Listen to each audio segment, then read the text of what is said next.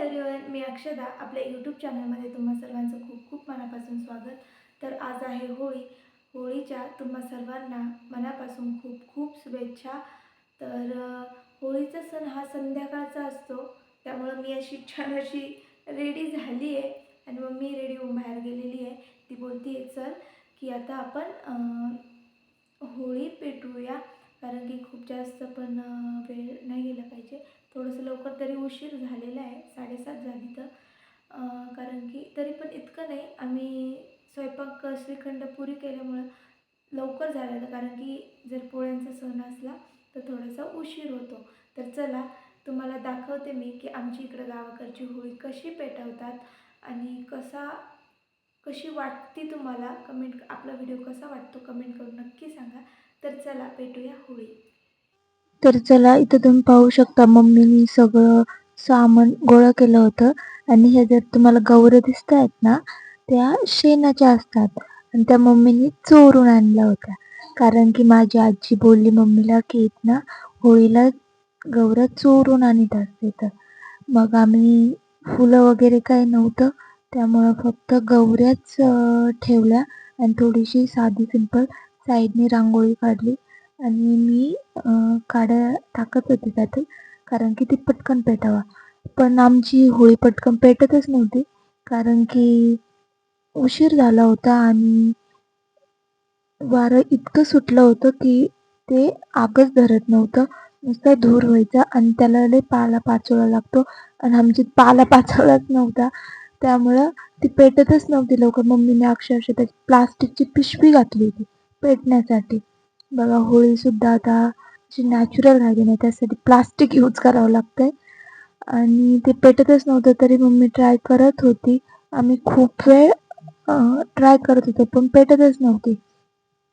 मग त्यानंतर तिला थोडंसं असं जाळ लागला होता. मम्मी तरी प्रयत्न करत होती. होळी ही शक्यतो घरातली माणसं म्हणजे आपले पप्पा, दादा हे पेटवत असते, तर कारण की तो माणसांनी पेटवायचा असतं.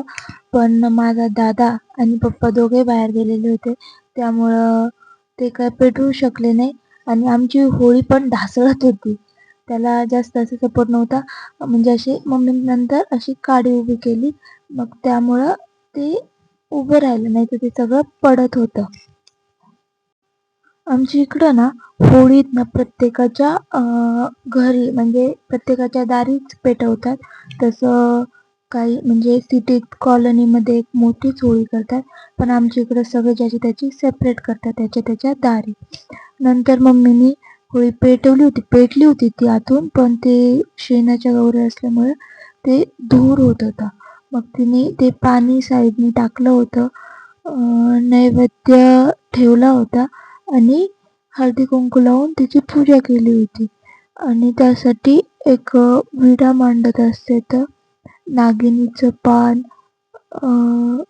खोबरं आणि सुपारी मांडून ते विडा मांडत असते. तर आणि एक हळकुंड पण ठेवते. तर नागिनीचे पण आमच्या घरी ना नागिनीचं पानाचं झाड आहे, म्हणजे वेल आहे. त्या वेलाचंच आम्ही नागिनीचं पान आणलं होतं.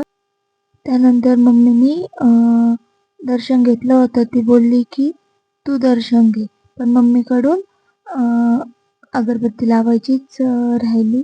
मग त्यामुळे ती बोलली की अगरबत्ती आण. मग मी त्याला पाणी असं वेढा घातला, पाणी हे केलं, त्याची पूजा केली आणि अगरबत्ती लावत होते. पण होळी काय अशी जास्त आग धरलेली नव्हती, त्यामुळे ती लवकर पेटतच नव्हती. आणि काडीची पेटी लावायला गेलं तर वारं इतकं होतं की डायरेक्ट विझून जात होती. म्हणून मग होळीत घालून पेटवली, पण तीही पेटत नव्हती. तर चला, आमचं आता होळी ही पेटून झालेली तुम्ही पाहू शकता. छान अशी पेटली. तिने खूप त्रास दिला, कारण की आता वारं सुटले आणि त्यामुळं खूप जास्त म्हणजे पेटत नव्हती लवकर. आता छान अशी पेटली. तर चला आता जेवण करायचे. तर आम्ही जेवणामध्ये श्रीखंड, पुरी, बटाट्याची भाजी, सारभात आणि पापड ते तळलं होतं. मम्मी पप्पाही जेवण करत होते आणि मम्मीने लगेच साडी काढून टाकली होती. ती बोलली की तू बस घालून, मी काढून टाकते.